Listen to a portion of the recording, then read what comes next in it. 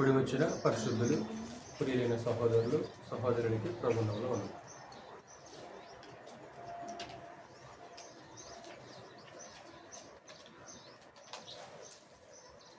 పోయిన వారం మనం ఆరాధన గురించి తెలుసుకున్నాం. సహోదరులు ఇప్పటి వరకు కూడా మనకి పరిచయం చేశారు. దాన్ని కొనసాగింపుగా మరొక విషయాన్ని మనం నేర్చుకున్నాం.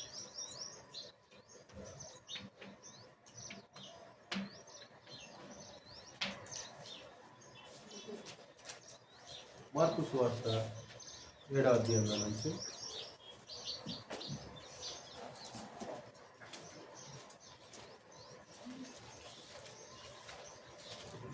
ఆరాధన ఎలా చేయాలి అనే విషయాన్ని కూడా గ్రంథం చాలా స్పష్టంగా మాట్లాడినట్లు మనం చూసాం. దేవుడు కోరుకున్న రూపంలో ఆరాధన చేయడం అనేది చాలా ప్రాముఖ్యమైనది. ఆయనకు అనుకూలంగా, ఆయనకు ఇష్టంగా, ఆయన చిత్త ప్రకారంగా జరిగించడం అనేది చాలా అవసరం అన్నమాట. కానీ అనేకులు వాక్యానికి అనుకూలంగా కాకుండా దేవుని యొక్క వాక్యానికి వ్యతిరేకంగా భిన్నంగా ఆరాధన చేసినట్లు మనకి గ్రంథంలో కనిపిస్తుంది. నేటికి అనేకులు కూడా అలాంటి ఆరాధన చేస్తున్నట్లు మనకి గ్రంథంలో కనిపిస్తుంది. అందులో మొట్టమొదటిగా ప్రభువు యేసు వారు చెప్పిన సందేశం ఏంటంటే వ్యర్థారాధన. అంటే గ్రంథం ఒక 4 రకాల వాక్యానికి భిన్నమైన 4 రకాల ఆరాధనల గురించి గ్రంథం మాట్లాడింది. అందులో మొట్టమొదటిది వ్యర్థారాధన. వ్యర్థారాధన మార్కు సువార్త 7వ అధ్యాయము చదువు చదవండి. రెండు చదవాలి ఒకళ్ళే. 7వ అధ్యాయము 6వ వచనం.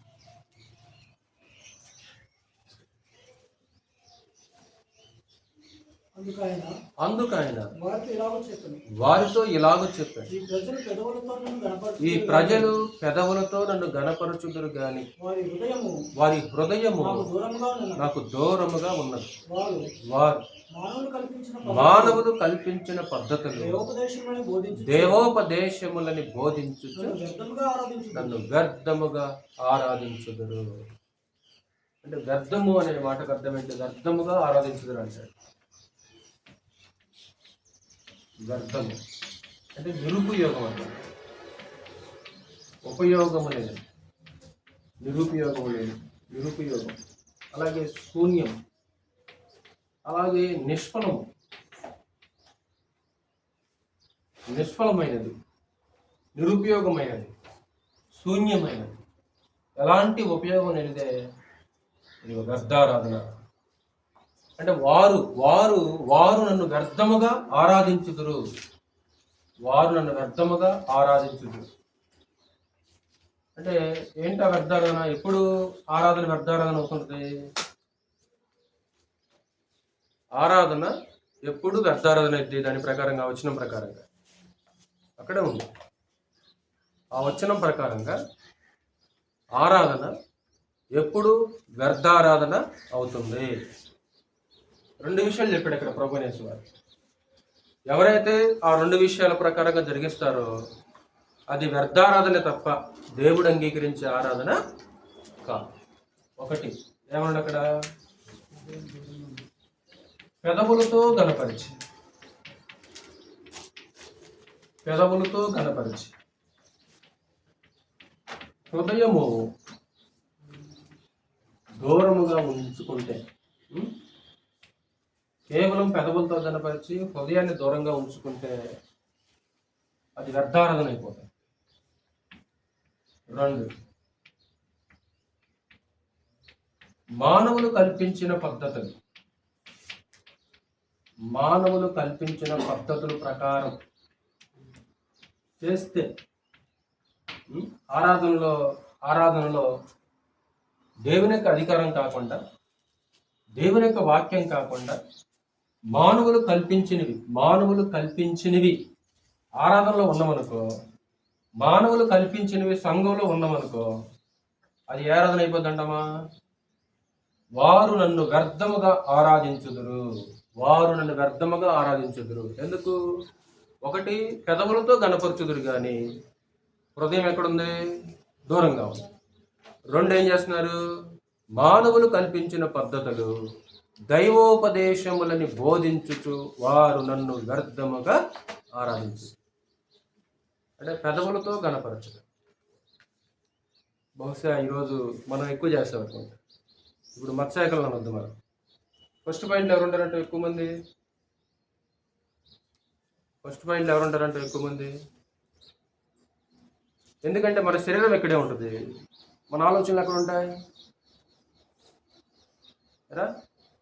మన మనస్సు, మన హృదయం. ఏమండి? అంటే ఫస్ట్ పాయింట్లు ఎక్కువ ఎవరు ఉంటారు? డినామినేషన్ వల్ల. రెండో పాయింట్లో ఉంటారు కదా. ఎందుకంటే అక్కడ మామూలు కలిపి ఈరోజు ఈస్టర్ కదా, ఈరోజు ఈస్టరు, నిన్నేమో సమాధి రోజు, మొన్నేమో సిలువ వేసిన రోజు. ఇవన్నీ ఎవరు కల్పించినవి? మనుషులు కల్పించింది. అంటే రెండో పాయింట్లోనేమో మత్స్యకులు ఉంటారు, మొదటి పాయింట్లో ఎవరు ఉంటారు? అంటే ఒకవేళ మీరు చేస్తే సంతోషమే. ఒకసారి శరీరం ఎక్కడే ఉంటుంది, దేహం ఎక్కడే ఉంటుంది, విగ్రహం ఎక్కడే ఉంటుంది, కానీ మనసు, హృదయం మాత్రము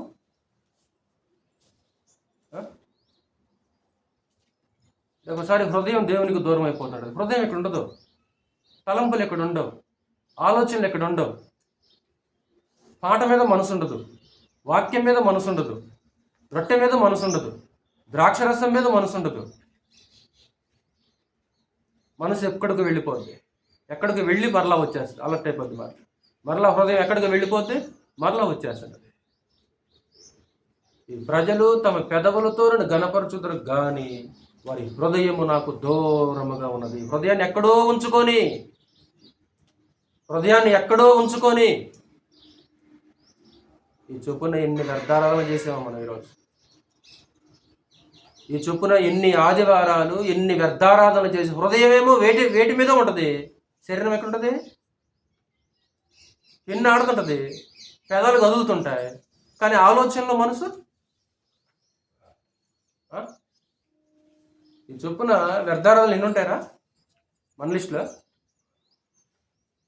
ఒకసారి పాటలో కూడా చరణం కూడా తప్పు పడతాం కదా. అంటే ఆలోచన ఏమైపోయినప్పుడు తప్పు ఎందుకు పడుతున్నావు? మనసు లేదు దాని మీద మనసు లేదు కాబట్టి చరణం ఏమైపోయింది? కొంచెం స్ట్రైట్ ట్రాక్ అయింది. ఇప్పుడు చరణం స్ట్రైట్ ట్రాక్ అయిందంటే నీ దృష్టి ఎక్కడికి వెళ్ళిపోయినట్లు లేదు, దేవుడు అంగీకరించడు. కాబట్టి ఆయన్ని హృదయముతో ఆరాధించాలి. హృదయముతో దేవుణ్ణి స్తుతించాలి, మనసుతో దేవుణ్ణి స్తుతించాలి. కేవలం పెదవులు కాదు, నీ మనసు, నీ హృదయం. అందుకే దేవుని మందిరంలో అనాలోచనగా ఉండకూడదు అంటారా? దేవుని మందిరంలో అనాలోచనగా ఉండకూడదు. అనాలోచన కంటే నువ్వు నిమగ్నం అయిపోవాలి. ఇక్కడ నిమగ్నం అయిపోవాలి నీకు ఇక్కడ. కాబట్టి నీ దృష్టి అంతా కూడా దేవుని మీద, ఆయన ఆరాధన మీదనే కేంద్రం మీద. నీ మనసంతా కూడా దేని మీద ఉండాలి? కాబట్టి ఏది వ్యర్థారాధన? ప్రసంగి గ్రంథం 5వ అధ్యాయం చూడు ఒకసారి. ప్రసంగి గ్రంథం 5వ అధ్యాయంలో దేవుని మందిరంలో ఉన్నవాళ్ళు అనాలోచనగా ఉండకూడదని మాట్లాడుతుంటారు. దేవుని మందిరంలో ఉన్నప్పుడు నీ నోరు కూడా అదుపులో ఉండాలి. నీ నోరు, నీ మనసు.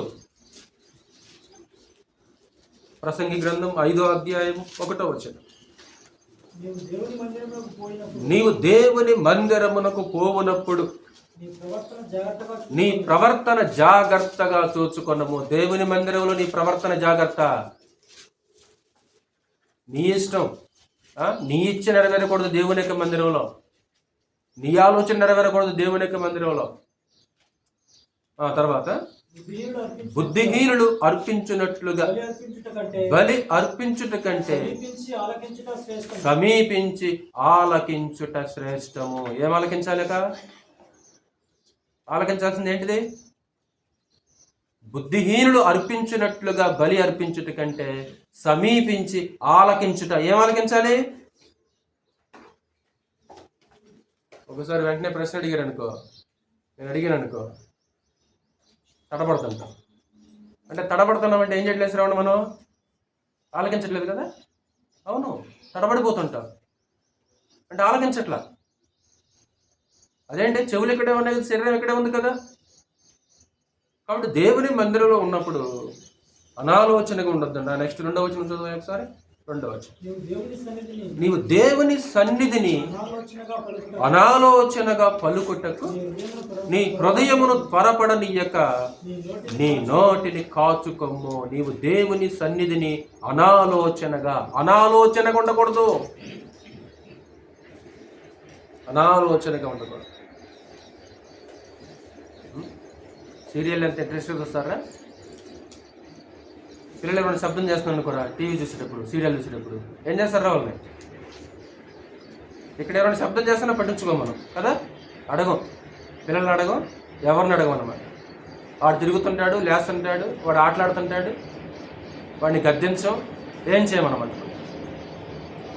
ఒకవేళ సీరియల్ చూస్తున్నారు, సినిమా చూస్తున్నాం అనుకో, ఎవరైనా డిస్టర్బ్ చేశారనుకో ఏం చేస్తాం? ఈ విమానం మొత్తం మొక్కలు కదా, ఈ విమానం మొత్తం మొక్కుతుంది. అక్కడైతే శబ్దంగా డిస్టర్బ్ చేస్తున్నారు. దేవుని యొక్క మందిరంలో, ఆయన సన్నిధిలో అనాలోచనగా ఉండకూడదు కదా. నీ హృదయం అంతా కూడా, నీ మనసంతా కూడా, నీ ఆత్మ అంతా కూడా ఏం చేయాలంటే ఉండాలి. ఇప్పుడు దేవుని యొక్క మందిరంలో అన్నా కూడా ప్రార్థన చేస్తూ ఒక మాట ఉంటుంది కదా, ఏమంటది? ఆవిడేం పెదవులతో ప్రార్థన చేస్తుంటే ఏలి అపార్థం చేసుకుంటాడు. ఎంతసేపు మత్రాలపై ఉంటామని. అప్పుడు ఆవిడ ఒక మాట ఉంటుంది, యెహోవా సన్నిధిలో నా ఆత్మ నేనేం చేస్తున్నాను? కుమ్మరిస్తున్నా. నేను యెహోవా సన్నిధిలో నా ఆత్మను ఏం చేస్తున్నాను? నా ఆత్మ, నా హృదయం అంతా కూడా ఇప్పుడు ఎక్కడుంది? మన ఆత్మ, మన హృదయం ఎక్కడుంది? మన ఆత్మ, మన హృదయం ఏమో వేటి మీదనో ఉంది, శరీరం మాత్రం వ్యర్థారాధన అంటాడు క్రీస్తు. హెజ్కేలు గ్రంథం 33. హృదయాన్ని దూరంగా ఉంచుకోవద్దు. హృదయం దేవునికి దూరం కాకూడదు. హృదయంలో భక్తి, నీతి, విశ్వాస, ప్రేమలు అనేవి ఉంటాయి. హెజ్కేలు గ్రంథం 33. 31వ వచనం చదువుతాము. 33వ అధ్యాయం 31వ వచనం. నా జనుడు రాదగిన విధముగా వారిని ఎత్తుకు వచ్చి నా జనులైనట్టుగా, అంటే రావటంలో లోపం లేదు తమ్ముడు, రావటంలో లోపం లేదు, కూర్చునే విషయంలో లోపం లేదు, వినే విషయంలో లోపం లేదమ్మా. మరి ఎందుకు ఎక్కడ లోపం జరిగింది శైలన్న గారు? లోపం ఎక్కడ జరిగింది ఇక్కడ?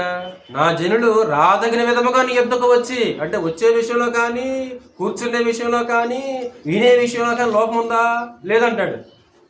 నీ ఎదుట కూర్చుండి నీ మాటలు విందురు గాని వాటిని అనుసరించి ప్రవర్తింపరు. వారు నోటితో ఎంతో ప్రేమ కనపరుచుదురు గాని వారి హృదయము లాభమును అపేక్షించుచున్నది. హృదయం ఎక్కడుందరా? ప్రజలందరూ కూడా, పెద్దలందరూ కూడా హెజ్కేలు దగ్గరకు వచ్చి కూర్చున్నారా? పెద్దలందరూ కూడా హెజ్కేలు దగ్గరకు వచ్చి కూర్చున్నారు. ఎలా వచ్చారు? బాగా వచ్చేసారు. ఎలా కూర్చున్నారు?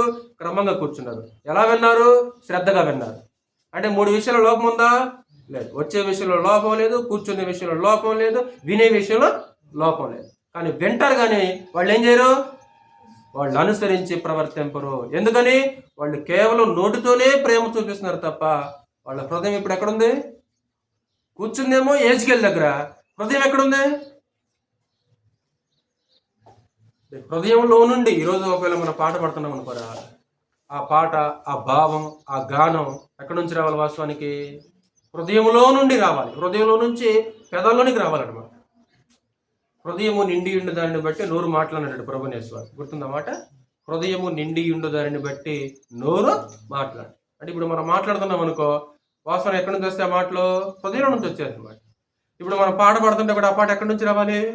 హృదయంలో నుంచి రావాలి, మన మనసులో నుంచి రావాలి. అది ఏదో అలాగా పెదాలు కదిలించుకుంటూ ఉండిపోవటం కాదనమాట. అలా పెదాలు కదిలించుకుంటూ ఉండిపోవటం. అంటే మానవులు. రెండోది, ఇప్పుడు కయ్యను కూడా ఎలాంటి అర్పణ అర్పించారంటే హృదయపూర్వకం అర్పణ అర్పించాలి కయ్యను కదా, మీకు తెలుసు కదా. కయ్యను అర్పించిన అర్పణ కూడా హృదయపూర్వకమైన అర్పణ కాదు. కాబట్టి దేవునికి వ్యర్థారాలను జరిగించకుండా దేవునికి మనం ప్రీతికరమైన సేవ చేయాలరా. హెబ్రీయులకు రాసిన పత్రిక 12వ అధ్యాయము 28వ వచనం చదవండి ఒకసారి. మనం చేసే సేవ దేవునికి ఎలాగ ఉండాలంటే దేవునికి ప్రీతికరంగా ఉండాలి, మనుషులకు కాదు. 12:28 29 కలిసి ఉన్నాయి, చదువు. ఏం చేస్తున్నావు నువ్వు? అంటే కొంచెం నేను వాక్యంలో పడి అంతా ఫ్లోలో వెళ్ళిపోతుంటాను. బైబిల్ లేదని కాడ ఇక్కడ ఒక బైబిల్ ఉండాలి ఈసారి, లేకుంటే కొనుక్కో. పిల్లలందరూ కాడ ఒక్కొక్క బైబిల్ ఉండాలి, ఒక పాటల పుస్తకాలు ఉండాలి, ఒక నోట్స్ ఉండాలి, పెన్ ఉండాలి. ఎవరి దగ్గర 3 కొదువు కాకూడదు.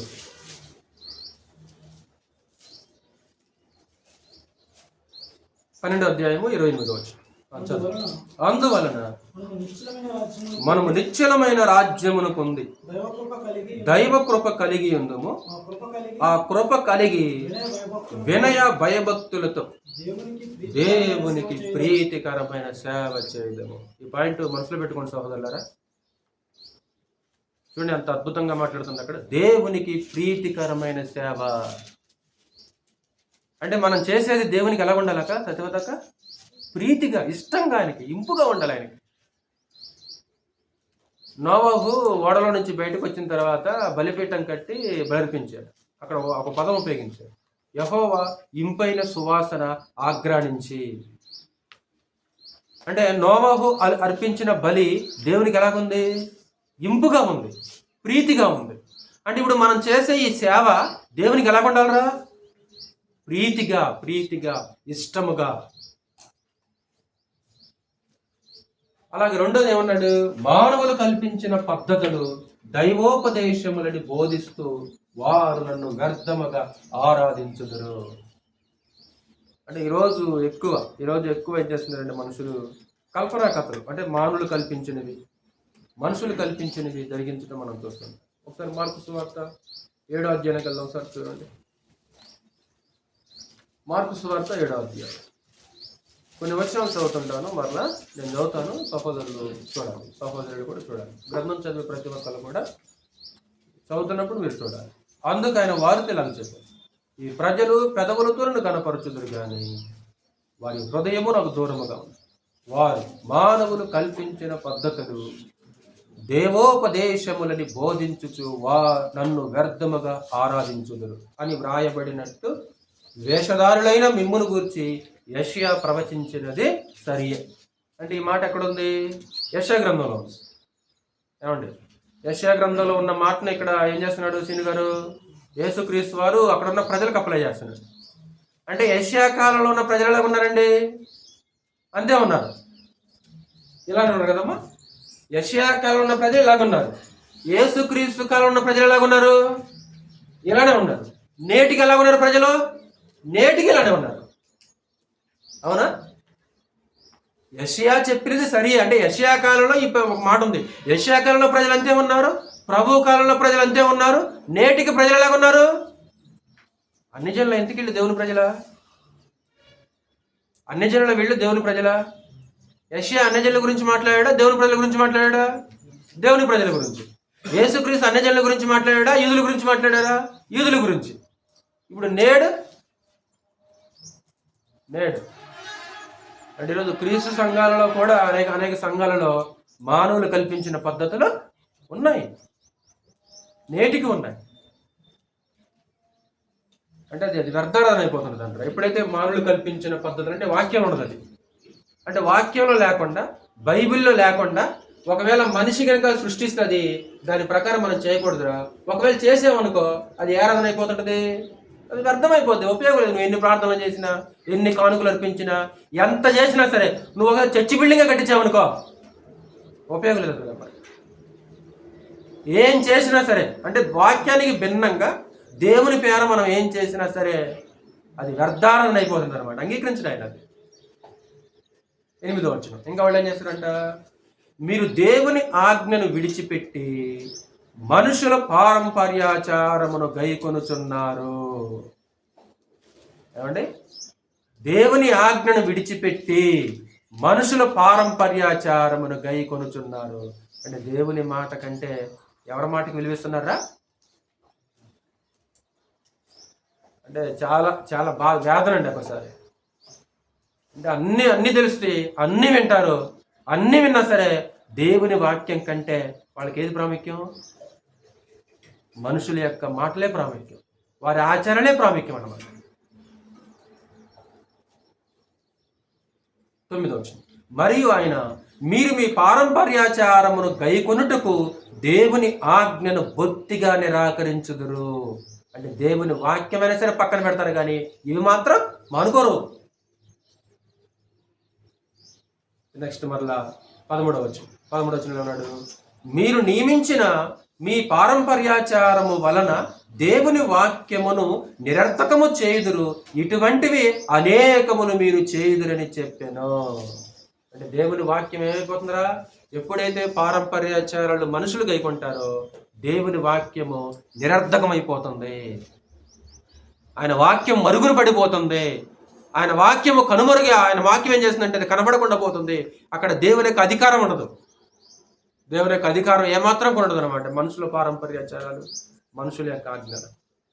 ఈరోజు లోకంలో ఉన్న అనేక మంది దీంట్లో కొట్టుకొని పోతున్నారు. లక్షల కోట్ల మంది ప్రజలు ఏమైపోతున్నారు తెలుసా? దీంట్లో కొట్టుకొని పోతున్నారు. ఎందుకంటే దేవుని వాక్యం ఉండదు అక్కడ. గ్రంథం అధికారం ఇవ్వలేదు, గ్రంథం పర్మిషన్ ఇవ్వలేదు, దేవుడు చెప్పలేదు.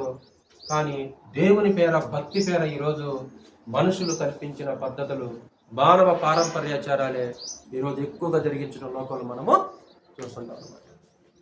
అది ప్రభువనేశ్వరు స్పష్టంగా చెప్పాడంటే అది వ్యర్థారాధన అయిపోతుంది. అంటే మనుషులు విధించిన విధులకు లోబడకూడదంటాడు. కొలస్సీలకు రాసిన పత్రిక 2వ అధ్యాయం చూడండి ఒకసారి, మనం చదివిన భాగంలో 20 వచనం చదువు ఒకసారి. 2వ అధ్యాయము 20వ వచనం, మీరు క్రీస్తుతో కూడా లోకము యొక్క మూల పాఠముల విషయమై మృతి పొందిన వారైతే లోకములో బ్రతుకుచున్నట్టుగా మనుషుల ఆజ్ఞలను, పద్ధతులను చూస్తున్నారా? కొలస్సీలకు రాసిన పత్రిక 2వ అధ్యాయం శిరీష చూస్తున్నారా?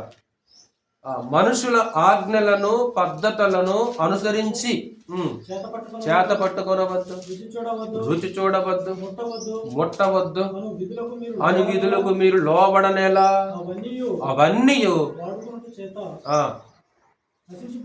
చాలు నశించిపోవును. అంటే ఆ విధులకు మీరు లోబడనేలా అంటే మనుషుల యొక్క ఆజ్ఞలకు, పద్ధతులకు, ఆ విధులకు మీరు లోబడనేలా? ముట్టుకోవద్దు, రుచి చూడవద్దు, ముట్టవద్దు. అంటే ఆ విధులకు మనం ఏం చేయకూడదంటే లోబడకూడదని మాట్లాడుతుంటాడు. కల్పించిన ప్రతి ఉపదేశానికి అటు ఇటు కొట్టుకొని పోకూడదు కదా.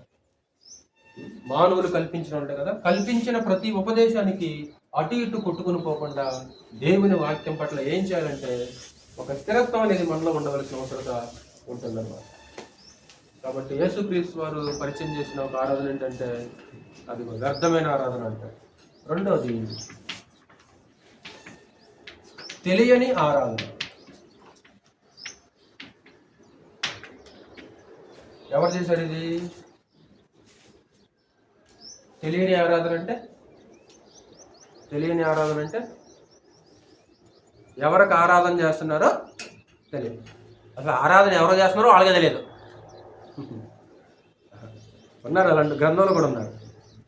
అంటే ఆరాధ్య దైవం ఎవరనే విషయం వాళ్ళకి స్పష్టంగా తెలియదు. ఈయన పూజ్యుడు, ఈయన ఆరాధ్య దైవం, ఈయన ఆరాధించాలి, ఈయన పూజించాలి అని తెలియక నేటికి ఆరాధన చేస్తున్నారు. దాన్ని తెలియని ఆరాధన అంత గ్రంథం. ఎవరు చేశారు ఇది? గ్రీకులు చేశారు. అంటే వీళ్ళు చేశారంటే ఆశ్చర్యమే. ఎందుకంటే ఆ కాలంలో జ్ఞానులు ఎవరైనా ఉన్నారంటే లోక సంబంధమైన జ్ఞానులు వీళ్ళు, దైవ సంబంధమైన జ్ఞానం కలిగిన వాళ్ళు కాదు. ఈ గ్రీకులు ఎవరంటే ఆ కాలంలో లోక సంబంధమైన జ్ఞానం కలిగిన వాళ్ళు వీళ్ళు. తామే జ్ఞానులు అని చెప్పుకునే వాళ్ళు. అపోస్తుల కార్యములు 17. తెస్సలోనిక నుంచి బెరియా వెళ్ళాడు. బెరియా నుంచి ఇప్పుడు ఏథెన్స్ వెళ్ళాడు పౌలు. ఏథెన్స్ అంటే గ్రీస్ క్యాపిటల్ అన్నమాట. గ్రీస్ దేశం యొక్క క్యాపిటల్ ఏథెన్స్ పట్టణం. ఎప్పుడైతే పౌలు ఏథెన్సులోనికి ప్రవేశించాడో ఆ పట్టణం అంతా కూడా విగ్రహాలతో నిండిపోయింది. ఆ విగ్రహాలను చూసి అతని ఆత్మ, అతని మనసు పరితాపం పట్టలేకపోయింది. ఇక మాట్లాడకుండా ఉండలేకపోయాడు ఆయన. అది చూసి తట్టుకోలేకపోయాడు. దేవుడు ఎవరో, నిజమైన దేవుడు ఎవరో అక్కడ ప్రకటించకుండా ఆ మనిషి ఉండలేకపోయాడు అక్కడ. అంటే వాళ్ళు ఎలా ఉంటారు? 18వ వచనం చదువు ఒకసారి. 17వ అధ్యాయము 18వ వచనంలో.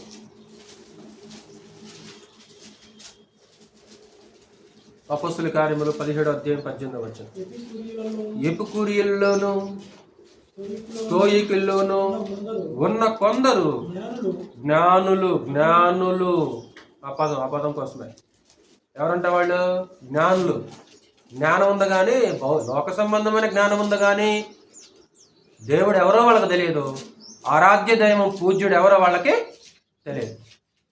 తర్వాత నెక్స్ట్ 21వ వచనం చదువు. 21వ వచనం.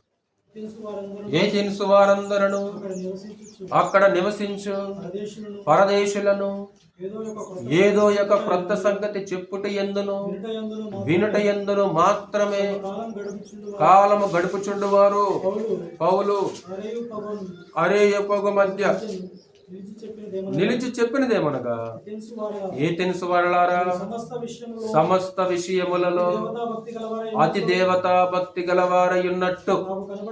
అంటే భక్తి ఉంది వారిలో, అతి దేవతా భక్తి. తర్వాత నేను సంచరించుచు మీ దేవతా ప్రతిమలను చూచుచుండగా ఒక బలిపీఠము నాకు కనబడెను. దాని మీద తెలియబడని దేవునికి అని వ్రాయబడి ఉన్నది. కాబట్టి మీరు తెలియక దేనియందు భక్తి కలిగి ఉన్నారో దానినే నేను మీకు ప్రచురపరుచుచున్నాను. తెలియక దేనియందు భక్తి కలిగి ఉన్నారు. అంటే ఏథెన్స్ పట్టణం వెళ్ళాడు ఆయన. అనేక బలిపీఠాలు కనపడ్డాయి దానికి. అనేక బలిపీఠాలు, ఎన్నో బలిపీఠాలు కనిపించాయి. ఒక బలిపీఠం మాత్రం పౌలును ఆకర్షించింది. ఎన్నో బలిపీఠాలు ఉన్నాయి ఆ పట్టణంలో. ఒక బలిపీఠం మాత్రం పౌలును ఆకర్షించింది. ఎందుకు? ఆ బలిపీఠం మీద ఒక పదం రాయబడింది. ఏంటి ఆ పదము? తెలియని దేవునికి. ఈ బలిపీఠం ఎవరికి? వాళ్ళకి తెలిసిన దేవుడికి. ఈ బలిపీఠం ఎవరికి? వాళ్ళు పూజించే దేవుడికి. ఈ బలిపీఠం ఎవరికి? సరే, వాళ్ళు ఏమనుకున్నారు అంటే, వాళ్ళు ఎన్ని విగ్రహాలు పూజిస్తున్నారో వాళ్ళకి తెలిసిన పేర్లు చొప్పున బలిపీఠం కట్టారేమో. కానీ ఒక్క బలిపీఠం మీద ఏం రాశారంటే, ఈ బలిపీఠం ఎవరికంటే ఈ బలిపీఠం తెలియని దేవునికి. అంటే అతి దేవతా భక్తి. అంటే అదే అతి దేవతా భక్తి. అంటే మనకందరికీ తెలిసిన దేవుళ్ళ పేరు మీద బలిపీఠం కట్టాం. Okay, happy. ఒకవేళ ఇంకా మనకు తెలియని దేవుడు ఎవరైనా ఉన్నారేమో. ఒకవేళ ఆయన కనుక బలిపీఠం కట్టకపోతే ఆయనకి ఏమైనా కోపం వస్తుందేమో. అప్పుడు ఆయన కోపం వస్తే మనల్ని ఏం చేస్తాడు? మనం నాశనం అయిపోతామేమో, మనం శపించబడతామేమో. కాబట్టి ఏం చేద్దాం? మనం ఒక బలిపీఠం కట్టి, ఈ బలిపీఠం ఎవరికి? పేరు తెలియదు. దేవుడి పేరు తెలుసా? తెలిసిన పేర్ల మీద కట్టారు. తెలిసిన పేర్ల మీద అన్నీ కట్టారు. కానీ ఒక పేరు మాత్రం తెలియడా. అంటే అతి దేవత భక్తి. అంటే ఈ బలిపీఠం ఎవరికి? తెలియబడిన దేవునికి. అది అంటే మాకెవరో తెలియదు. ఆయన పేరు తెలియదు, ఆయన ఎవరో మాకు తెలియదు. కానీ ఉండడు అనుకుంటాం మేము. ఒకవేళ ఆయన కట్టకపోతే ఆయన ఏం చేస్తాడు? మమ్మల్ని అమ్మో మా మీద కోపడి మమ్మల్ని చెప్పించి నాశనం చేస్తాడు. అంటే దేవుడు ఎవరో తెలియకుండా, పూజ్యుడు ఎవరో తెలియకుండా, ఆరాధ్య దేవుడు ఎవరో తెలియకుండా చేసే ఆరాధనే ఏ ఆరాధన? తెలియని ఆరాధన. ఈరోజు నేటి అనేక క్రీస్తు యొక్క సంఘాలలోనూ మత శాఖలలోనూ ఏ ఆరాధన జరుగుతుంది? అవునా కదా? క్రీస్తు సంఘాలలో కూడా, అనేక సంఘాలలో కూడా అలాగే మత శాఖలలో కూడా ఎక్కువగా జరిగే ఆరాధన ఏంటంటే తెలియని ఆరాధన. అంటే ఆరాధ్య దైవం ఎవరో, పూజ్యుడు ఎవరో స్పష్టంగా తెలుసుకోకుండా, అది ఎరగకుండా చేసే ఆరాధన ఏ ఆరాధన? అది తెలియదు. ఎవరో తెలియదు. ఆరాధ్య దైవం ఎవరో తెలియదు. అంటే గ్రీకులు చేశారు. అది గ్రీకులు చేశారు. సమరయులు కూడా చేశారు. సమరయులు కూడా. యేసుక్రీస్తు వారు సమరయ స్థితి ఏమన్నాడు చెప్తారా? ఎన్నోసార్లు చదివాం కదా. చూడకుండా చెప్పాలి. అమ్మా, మీరు మీకు తెలియని దానిని ఆరాధించువారు. తెలియని దానిని ఆరాధిస్తున్నారు వాళ్ళు. చదువుదాం మాట్లాడినా సరే. యోహాను సువార్త 4వ అధ్యాయం 22వ వచనం చదువు ఒకసారి. యోహాను సువార్త 4వ అధ్యాయము 22వ వచనం. 4:22. మీరు మీకు తెలియని దానిని ఆరాధించువారు, మేము మాకు తెలిసిన దానిని ఆరాధించువారము. మీరు అంటే అక్కడ సమరయులు కదా. మీరు అంటే ఎవరు శ్రీలరా? సమరయులు. మీరు మీకు తెలియని దాన్ని ఆరాధించువారు. సమరయులు కూడా ఆరాధన చేస్తున్నారమ్మా సహోదరులు, ఆరాధన చేస్తున్నారు. సమరయులు కూడా తెలియని ఆరాధన చేస్తున్నారు, తెలియని ఆరాధన చేస్తున్నారు. అలాగే నేటి మత శాఖలు కూడా ఏ ఆరాధన చేస్తున్నారంటే తెలియని ఆరాధన చేస్తున్నట్లు మనకి స్పష్టంగా కనిపిస్తుంది. దానివల్ల ఉపయోగం లేదు. అలాగే 3వది పౌలు మాట్లాడాడు. పౌలు కూడా మరొకటి ఏమంటాడు? దేవదూత ఆరాధన అంటాడు. దేవదూతారాధన అంటే ఆనాటి కాలంలో, అంటే అపోస్తుడైన పౌలు కాలంలో దేవదూతలను కూడా ఆరాధించే ఒక సమాజం ఉంది నాటి కాలంలో. కొలస్సీలకు రాసిన పత్రిక 2వ కొలస్సీలకు రాసిన పత్రిక 2వ 18వ వచనం చదువు. కొలస్సీలకు 2వ అధ్యాయం 18వ వచనం. అతి వినయాసక్తుడై దేవదూత ఆరాధనయందు ఇచ్చ కలిగి తాను చూచిన వాటిని గూర్చి గొప్పగా చెప్పుకొనుచు శరీర సంబంధమైన మనసు వలన. అది దేవదూత ఆరాధన అనే పదం కనిపించిందా? దేవదూత ఆరాధన యందు ఇచ్చ కలిగి అంటారు. ఏం చేస్తారంటే వాళ్ళు చేసేది ఏంటంటే అతి వినయం కదా. అతి వినయం అనే మాటకు అర్థం ఏంటి సార్ లక్ష్మణ్ గారు? అతి వినయం లోకంలో ఒక సామెత ఉందిరా. అంటే దేవదూత ఆరాధన చేసేవాళ్ళు ఎలా ఉంటారంట? దేవదూత ఆరాధన చేసేవాళ్ళు ఎలా ఉంటారంటే అతి వినయం ప్రదర్శిస్తారు వాళ్ళు. అంతేనమ్మా? అతి వినయం మంచిదా? అది పరమ చెడ్డది. అది లోకంలో ఒక సూక్తి ఉంది, చెప్తారా? అతి వినయం ధూర్తుల లక్షణం అంటే కదా. అతి వినయం ధూర్త లక్షణం అనే మాట చదవలేదండి మనం ఇప్పుడు స్కూల్లో? అతి వినయం ధూర్త లక్షణం, మంచిది కాదు. అది ధూర్తులు అనే మాటకు అర్థం ఏంటి తెలుసా? ధూర్తులు అంటే ఎవరు? మోసగాళ్ళు. అంటే అతి వినయాన్ని ఎవరు చూపిస్తారు? మోసం చేసేవాళ్ళు చూపిస్తారు. అతి వినయం ధూర్త లక్షణం అని చదువుకునేటప్పుడు తరచుగా చెప్తుంటారు ఆ పదాన్ని స్కూల్లో. చిన్నప్పుడు మనం చదువుకునేటప్పుడు ఆ పదాన్ని విన్నాం. మంచిది కాదు అది. నకిలీ అనే పదం ఉపయోగించండి మరలా. నకిలీ గాళ్ళు అన్నారు డిక్షనరీ. ధూర్తులు అనే పదానికి అర్థం ఏంటంటమ్మా? మోసగాళ్ళు అన్నాడు, నకిలీ గాళ్ళు అన్నాడు. అంటే పదార్థాల్లోనే నకిలీ కాదు, పదార్థాల్లోనే నకిలీ కాదు, అక్కడ వ్యక్తుల్లో కూడా ఉంటారు నకిలీ. వ్యక్తుల్లో కూడా ఉంటారు నకిలీ. అంటే పైకి అతి వినయం అమ్మ,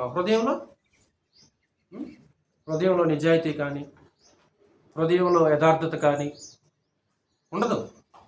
హృదయంలో నిజాయితీ లేకుండా, హృదయంలో యథార్థత లేకుండా ఎదుటివారి యొక్క మెప్పు పొందాలని వారి దగ్గర ఎంతో గౌరవంగా ప్రవర్తిస్తుంటారు, ఎంతో వినయంగా ప్రవర్తిస్తుంటారు.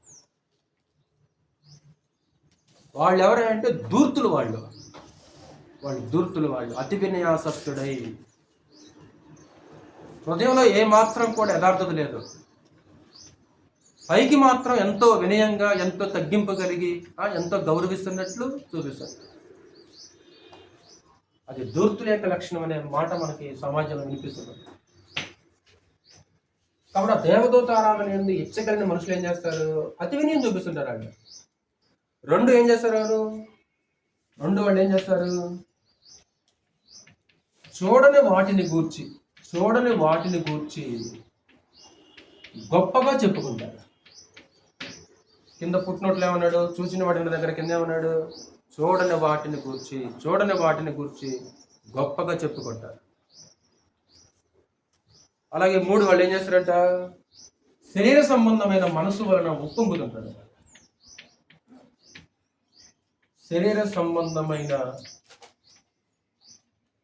వాటి పట్ల ఉప్పొంగుతారు.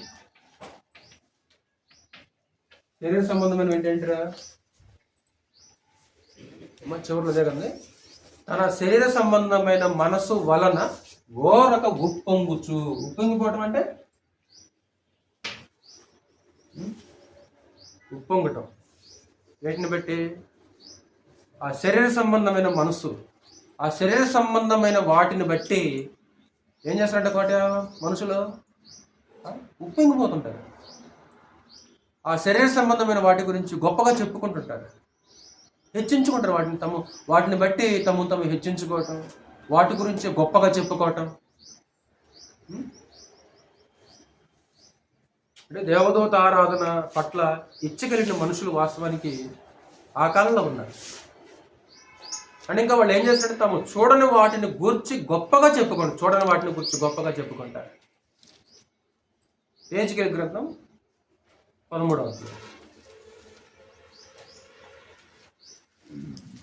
యెహెజ్కేలు గ్రంథం 13వ అధ్యాయం 1 నుంచి చదువుతామని ఒకసారి. 13వ అధ్యాయం 1. మరియు యెహోవా వాక్కు నాకు ప్రత్యక్షమయ్యేలాగా సెలవిచ్చెను. నరపుత్రుడా, ప్రవచించుచున్న ఇశ్రాయేలీయుల ప్రవక్తలకు విరోధముగా ప్రవచించే మనసు వచ్చినట్లు ప్రవచించు వారితో నీవిలాగు చెప్పుము. అంటే కొంతమంది అబద్ధ ప్రవక్తలు ఉన్నారు ఆ కాలంలో. అబద్ధ ప్రవక్తలు ఏం చేస్తారంటే తమ మనసు వచ్చేట్లు ప్రవచిస్తున్నారు. వాళ్ళతోటి ఈ మాట చెప్పని దేవుడు యెహెజ్కేలు ప్రవక్తకి సెలవిస్తున్నాడు. ఏం చేస్తారంటే అబద్ధ ప్రవక్తలు చదువు. ప్రభు అయిన యెహోవా సెలవిచ్చినది ఏమనగా, దర్శనమేమియు కలగకున్నను స్వబుద్ధిని అనుసరించు అవివేక ప్రవక్తలకు శ్రమ. దర్శనమేమియు కలగకున్నను, నాకు దర్శనం కలిగిందని చెబుతుంటారు. దర్శనమేమియు కలగకున్నను తమ స్వబుద్ధిని అనుసరించు ప్రకటించు అవివేక ప్రవక్తలకు శ్రమ. దర్శనం వచ్చిందా? రాలా. దేవుని చూశాడా? చూడలా. నాకు దేవుడు కనపడ్డాడు, నేను దేవుడిని చూశాను, దేవుడు నాతో మాట్లాడాడు, ఇదిగో దేవుడు నన్ను పంపాడు మీ దగ్గరికి. ఇంతకు నిజంగా దేవుడు పంపాడా? పంపలా. అదే కింద అంటాడు, చదువు ఆ మాట 6వ వచనం చదువు. వారు వ్యర్థమైన దర్శనములు చూచి అబద్ధ శోధ చూచి యెహోవా తమ్మును పంపకపోయినను తాము చెప్పిన మాట స్థిరమని నమ్మునట్లు. అంటే పాత నిబంధనలో అబద్ధ ప్రవక్తలు ఎవరి పేరు ఉపయోగించుకునే వాళ్ళరా? యెహోవా పేరే. ఎందుకంటే నమ్మలుగా ప్రజలు నమ్మరు కదా. అంటే ప్రజలు నమ్మునట్లు ఇది యెహోవా వాక్కు అని ఎవరు ఉపయోగిస్తారు? అబద్ధికులు కూడా ఉపయోగిస్తారు. ఆనాడు యెహోవా వాక్కు అన్నారు. యేసు నామమును ఏం చేస్తున్నాను నేను? ప్రభువా నీ నామాన్ని దయ్యాలు వెళ్ళగొట్టాం, ప్రభువా రోగాలు స్వస్థపరిచాం, ప్రభువా ప్రవచించాం, ప్రభువా అజ్జేసాం, నీ నామాన్ని ఇచ్చేసాం. అక్రమము చేయవర్లారా, నా ఎద్దు నుండి తొలగిపోయి నేను మిమ్మను ఎరగను. అదేంటి ప్రభువా, నీ నామాన్ని మేము దయ్యాలు వెళ్ళగొట్టాం కదా? అది అక్రమం. అది అక్రమం. అబద్ధికులు వచ్చి ఆ రోజు వచ్చి ఏమంటారంటే ఇలాగంటారు, ఆనాడు యెహోవా పేరు ఉపయోగించుకున్నారు, ఈనాడు యేసు యొక్క నామాన్ని ఉపయోగించుకుంటున్నారు. కాబట్టి చూడని వాటిని గురించి గొప్పగా చెప్పు. దర్శనం కలిగిందా? కలగల. చూశాడా దేవుడు? చూడలా. దేవుడు ఎవరు పంపాడా? పంపలా. అమ్మా మీ ఊరు పంపాడమ్మా నన్ను, మీ ఇంటికి పంపాడమ్మా నన్ను. ఎవరు పంపారు నిన్ను? ఎవరు చెప్పారు నీకు? క్రీస్తు యేసు యొక్క మహిమను పొందవలనని మా సువార్త వలన మిమ్మును పిలిచెను. ఈరోజు దేవుని పిలుపు ఎలాగుంటుందంటే అది కేవలం దేవుని యొక్క వాక్యం ద్వారానే. సువార్త ద్వారా దేవుని వాక్యం ద్వారానే పిలుపుంటున్నారు ఈరోజు. కాబట్టి చూడని వాటిని గురించి గొప్పగా చెప్పుకునేవాడు. ఇంకొక మాట చదివి నేను ముందుకెళ్తాను. ఇర్మియా గ్రంథం 14వ అధ్యాయంలో ఒకసారి అక్కడ కూడా ఏం చేస్తారంటే వాళ్ళు, ఇర్మియా గ్రంథము 14వ అధ్యాయము 14వ వచనం. ఇర్మియా గ్రంథం 14వ అధ్యాయము 14వ వచనం. యెహోవా నాతో ఇట్లనెను, ప్రవక్తలు నా నామమును బట్టి అబద్ధములు ప్రకటించుచున్నారు. నేను వారిని పంపలేదు, వారికి ఆజ్ఞ ఇయ్యలేదు, వారితో మాట్లాడలేదు. వారు అసత్య దర్శనమును, శకునమును, మాయాతంత్రమును, తమ హృదయమును పుట్టిన వంచనను ప్రకటన చేయొచ్చు. తమ హృదయంలో పుట్టింది ప్రకటన చేస్తున్నారు తప్ప దేవుడు వాస్తవానికి వాళ్ళకి చెప్పలేదు. ఏమండి సీని గారు, అంతేనా సార్? దేవుడు చెప్పాడా? చెప్పలా. దేవుడు పంపాడా? పంపలా. దేవుడు ఆజ్ఞాపించాడా? ఆజ్ఞాపించలా.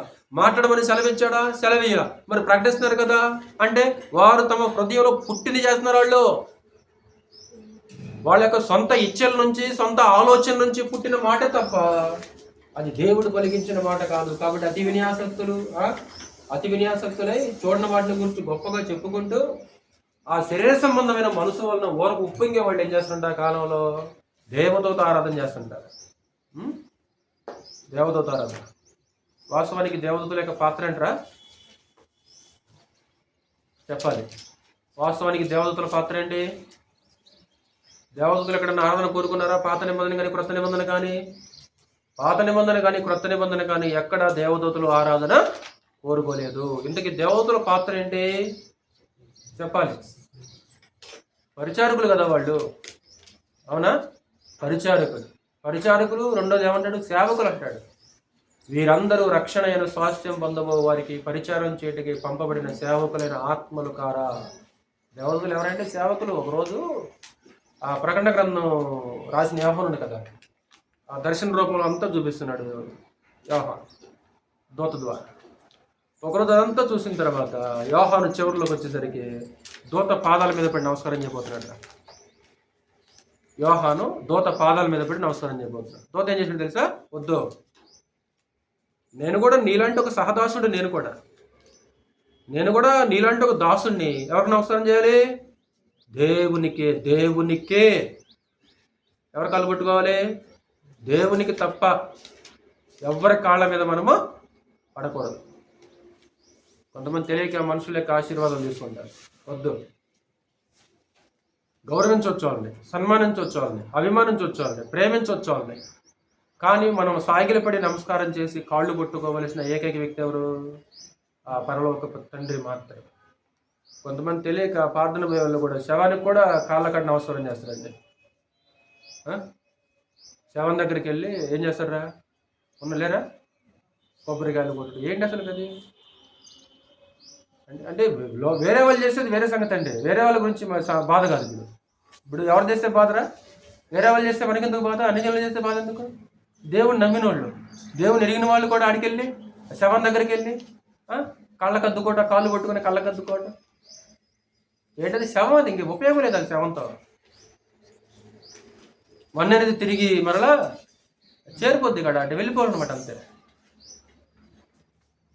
కాబట్టి మనం నమస్కారం చేయాల్సింది ఎవరికంటే కేవలం పరలోకపు దేవునికి మాత్రమే. అంటే కొలసీలకు రాసిన పత్రిక మళ్ళా స్వేచ్ఛారాధన అంటారు.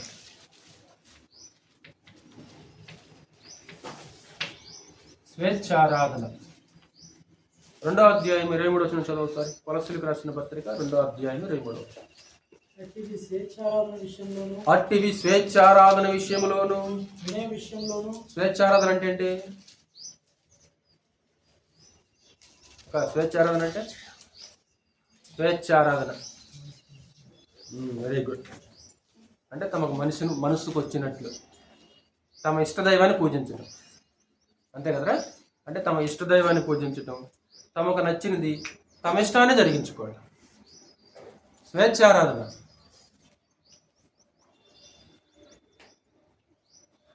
అంటే మనం అలా చేయకూడదు అక్క. మనం స్వేచ్ఛారాధన చేయకూడదు. అంటే గ్రంథం ఒక నియమం ఇచ్చింది, ఆ నియమం ప్రకారంగా మనం జరిగించాలంట. మన ఇష్టాలు, మన సంతోషాలు కాదు ఇక్కడ. మన ఇష్టాలు పక్కన పెట్టేసేయాలి. మన ఇష్టాలు పక్కన పెట్టేసి లోకంలో ఉన్నప్పుడు కూడా మా ఇష్ట దైవం అండి అంటారు కొంతమంది. నా ఇష్ట దైవం అండి, నాకు ఇష్టమైన దైవం ఎవరంటే నీ ఇష్ట దైవం కుదరదు ఇక్కడ.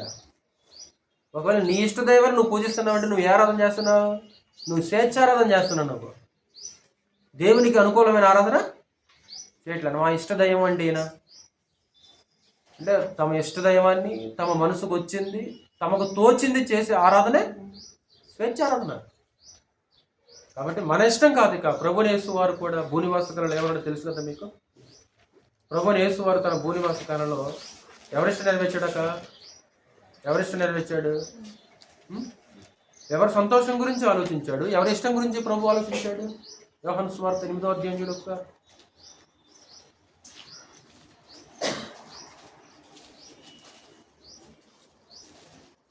యోహాను సువార్త 8వ అధ్యాయం 29వ వచనం. 8:29. నన్ను పంపినవాడు నాకు తోడై ఉన్నాడు, ఆయనకిష్టమైన కార్యము నేనెల్లప్పుడూ చేదును. ఆయనకిష్టమైన కార్యము నేనెల్లప్పుడూ చేదును అంటే యేసుక్రీస్తు వారు తన భూనివాస కాలంలో ఎవరిష్టం జరిగించాడు రా సరిత? దేవుని ఇష్టమే నా ఇష్టమే కా, తండ్రి ఇష్టమే నా ఇష్టం. నీ ఇష్టమే నా ఇష్టమే అంటారా భర్తతో. అమ్మాయి అమ్మా వివాహం అయిపోయిన తర్వాత ఇష్టాలన్నీ ఏం చేస్తుందిరా అమ్మాయి? ఇష్టాలన్నీ మార్చుకుంటుందిరా. భర్తకి ఏ డ్రెస్ ఇష్టమో, ఏ చీర ఇష్టమో, ఎలా ధరించుకోవటం ఇష్టమో అంటే ఇష్టాలన్నింటినీ ఏం చేసింది అమ్మాయి? తల్లిగారింటి దగ్గర ఉన్నప్పుడు ఇష్టం ఉండేది, అన్నిటినీ చంపుకుందిరా. అన్నిటిని చంపుకొని భర్తకి ఇష్టం జరిగిస్తున్నట్లే ఈరోజు లోకంలో మనకి ఇష్టం ఉండొచ్చాం, కానీ ఆ ఇష్టాలన్నీ ఏం చేయాలి? లోక సంబంధమైన ఇష్టాలని, లోక సంబంధమైన ఇష్టాలు మొత్తాన్ని చంపుకొని ఎవరిష్టం జరిగించాలి మనము? ఈ స్వేచ్ఛ పనికిరాదు ఇక్కడ. నాకు స్వేచ్ఛ ఉందండి, నాకు స్వాతంత్రం ఉందండి, అది లోకంలో. నువ్వు సంఘంలోనికి వచ్చేసిన తర్వాత, క్రీస్తులోనికి ప్రవేశించిన తర్వాత నేను స్వేచ్ఛగా తిరుగుతానండి, స్వేచ్ఛగా వస్తానండి, స్వేచ్ఛగా పోతానండి. ఏంటది? స్వేచ్ఛ ఉందా? నీకు వ్యక్తిగతంగా అది ఉంది, కానీ ఒక దైవ నియమం ఒకటి ఉంది. మరలా నీ ఇష్టమే సిద్ధించడుగా కన్నడ కదా, తండ్రి నీ చిత్తమైతే గిన్న నా ఎద్దు నుంచి తొలగించు. ఆయనను నా ఇష్టము కాదు నీ ఇష్టమే సిద్ధించుడు కాక, నీ ఇష్టమే తండ్రి. నీకు ఇష్టమైన దానికి గిన్నె తాగటం ఏం చేస్తాను? ఆ గిన్నెనే నేను ఈ గిన్నె త్రాగడం నీకు ఇష్టమైతే అది ఆ గిన్నె త్రాగుతా నేను. అది శ్రమ అయినా, బాధ అయినా, కష్టమైనా, ఉగ్రత అయినా సరే దేవునికి ఏది ఇష్టమో అది నేను భరిస్తాంట ప్రభునేశ్వర. ఈరోజు మనం కూడా ఏం చేయాలంటే ప్రభు ఇష్టాన్ని జరిగించాలి, ఆయన సంతోషం చూసుకోవాలి. మరలా రోమపత్రిక 15వ అధ్యాయం చూడు ఒకసారి. రోమపత్రిక 15వ అధ్యాయంలో కూడా యేసుక్రీస్తు వారు తన సంతోషం గురించి ఆలోచించుకోకుండా ఏం చేశారంటే ఆయన 2వ వచనం చదువు ఒకసారి. రోమపత్రిక 15వ అధ్యాయము 2వ వచనం 3వ వచనం. తన పొరుగువానికి క్షేమాభివృద్ధి కలుగునట్లు మనలో ప్రతి వాడును మేలైన దాని యందు అతనిని సంతోషపరచవలెను. క్రీస్తు కూడా తన్ను తాను సంతోషపరచుకొనలేదు గాని ఏం చేశాడంటరా? క్రీస్తు కూడా తన్ను తాను సంతోషపరచుకోలేదు గాని అంటే తన సంతోషం చూస్తున్నాడండి. తన సంతోషం, తన సౌఖ్యం, తన సుఖం, తన ఇష్టం కాదు. కాలక్రమంలో అపోస్తులు కూడా ఏం చేశారు తెలుసారా? ఇంకొక మాట చూద్దాం. తెస్సలోనికీయులకు రాసిన మొదటి పత్రిక 2వ అధ్యాయం చూడాయా. తెస్సలోనికీయులకు రాసిన మొదటి పత్రిక 2వ అధ్యాయంలో కూడా అపోస్తులు కూడా ఎవరిని సంతోషపరచడానికి బోధ చేశారంటే వాళ్ళు 4వ వచనం చదువు. మొదటి తెస్సలోనిక 2వ అధ్యాయము 4వ వచనం.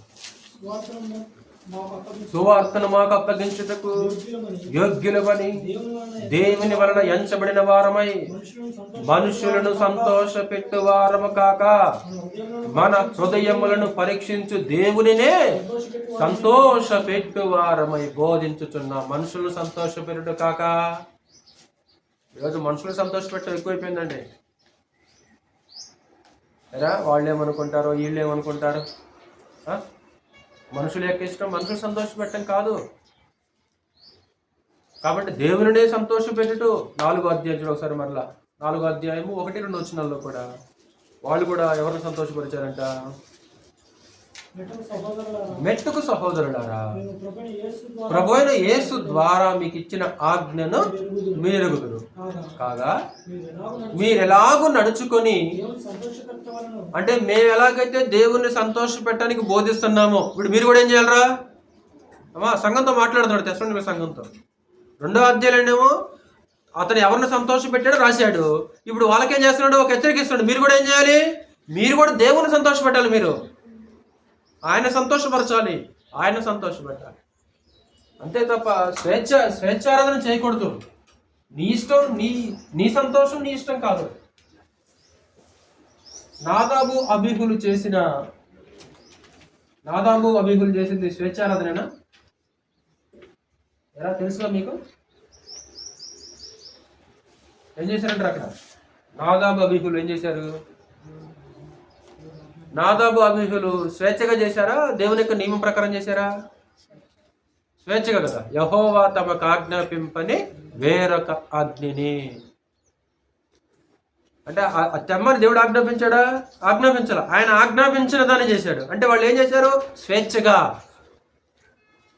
స్వేచ్ఛ. ఈరోజు స్వేచ్ఛారాధన ఉంది లోకంలో. ఎన్ని లోకంలో ఉన్నాయి. చివరిగా పరిచయం చేసి ముగించేస్తాం. దేవుడు కోరుకునే ఆరాధన ఏది? దేవుడు కోరుకునే ఆరాధన ఏది? 1 యథార్థముగా కదా, 2 ఆత్మతో, 3 సత్యముతో. దేవుడు కోరుకునే ఆరాధన. యథార్థముగా ఆరాధించేవారు అంట కదమ్మా.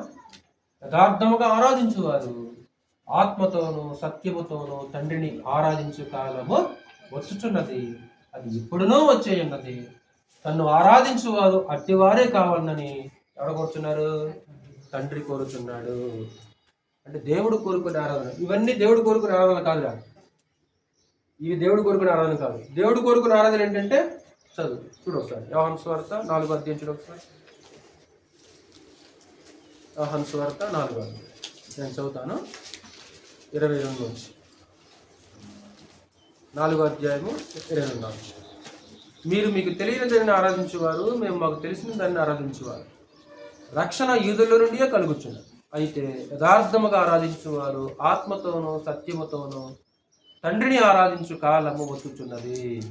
ఎలాగంటామా? యథార్థముగా, తర్వాత ఆత్మతో సత్యముతో, అది ఇప్పుడునూ వచ్చేయున్నది. తన్ను ఆరాధించువారు అట్టివారే కావాలని తండ్రి కోరుచున్నాడు. అంటే తండ్రి కోరే ఆరాధన, పరలోకపు తండ్రి కోరే ఆరాధన. దేవుడు ఆత్మ కనుక ఆయనను ఆరాధించువారు ఆత్మతోనూ సత్యముతోనూ ఆరాధింపవలెననెను. కాబట్టి ఈరోజు దేవుడు కోరుకునే ఆరాధన మనం చేస్తున్నామా సహోదరులారా? దేవుడు కోరుకునే ఆరాధన ఈరోజు మనలో ఉందా? యథార్థంగా ఆరాధిస్తున్నామా? ఆత్మతో ఆరాధిస్తున్నావా? సత్యముతో ఆరాధన చేస్తున్నావా? మనము ఇది అంగీకారమైన ఆరాధన. ఇది మాత్రమే అంగీకారమైన ఆరాధన. ఒకవేళ దీనికి భిన్నంగా చేస్తే దేవుడు అంగీకరించే ఆరాధన కానే కాదు. ఈరోజు ఇక్కడ కూర్చున్న మనం నిజంగా దేవుడు అంగీకరించినట్లు ఆరాధన చేస్తున్నామా లేదా అని పరిశీలించుకొని ముందుకెళ్దాం. నేను ముగించి చేస్తున్నా. ఒకసారి బోర్డుకి చూడండి. ఆరాధన గురించి మనం ఆలోచన చేస్తున్నా. 1 వ్యర్థారాధన అండి ప్రభునేశ్వర. ఏది వ్యర్థారాధన? 1 పెదవులతో గణపరిచి హృదయం దూరంగా ఉంచుకుంటే వ్యర్థారాధన. మనుషులు కల్పించిన పద్ధతులు దైవ ఉపదేశాలను బోధిస్తే వ్యర్థారాధన. అది వ్యర్థమే, ఉపయోగం లేదు. అది నిరుపయోగమైన ఆరాధన, నిరుపయోగమైన సేవ. 2 తెలియని ఆరాధన. అంటే ఆరాధ్య దైవం ఎవరో తెలియక చేసేది. గ్రీకులు చేశారు, ఆ రోజు సమరయులు చేశారు. అలాగే నేటికి మత్స్యశాఖల వాళ్ళు కూడా ఏం చేస్తున్నారమ్మా? తెలియక ఆరాధన చేస్తున్నారు. ఆరాధ్య దైవం ఎవరో తెలియదు వాళ్ళకి. అలాగే దేవదూత ఆరాధన, అతి వినయం చూపిస్తుంటారు. అతి వినయాసక్తులు ఏం చేస్తారంటే వాళ్ళు దేవతను ఆరాధించే వాళ్ళు శరీర సంబంధమైన వాటిని బట్టి ఏం చేస్తుంటారంటే ఉప్పొంగిపోతుంటారు. చూడకపోయినా సరే వాటి గురించి ఏం చేస్తుంటారు? గొప్పగా చెప్పుకుంటారు. చూడకపోయినా సరే గొప్పగా చెప్పుకుంటుంటారు. అలాగే 4వది స్వేచ్ఛారాధన. ఇక తమకు మనసులో వచ్చినట్లు చేయడం అనమాట. ఇక ఇష్టం వచ్చినట్లు చేయడం. బైబిల్తో సంబంధం లేదు ఇంకా వాళ్ళకి. వాక్యంతో సంబంధము, నియమంతో సంబంధం లేదు. ఇక నియమంతో సంబంధం లేదు వాళ్ళకి. ఇక తమ మనసు నచ్చినట్లు చేస్తూనే ఉంటారన్నమాట. దేవుడు కోరుకునే ఆరాధన ఈ ఆరాధన. కాబట్టి దేవుడు అంగీకారముగా, ఆయనకి అనుకూలముగా, ఆయన అంగీకరించినట్లు, ఆయన సంతోషపడేటట్లు ఆయనకు ఇంపుగా ఆరాధించాల్సిందిగా ప్రేమపూర్వక వేడుకుంటూ ముగిస్తున్నాను. శ్రద్ధగా వాక్యాన్ని మీ అందరికీ ప్రభునామమున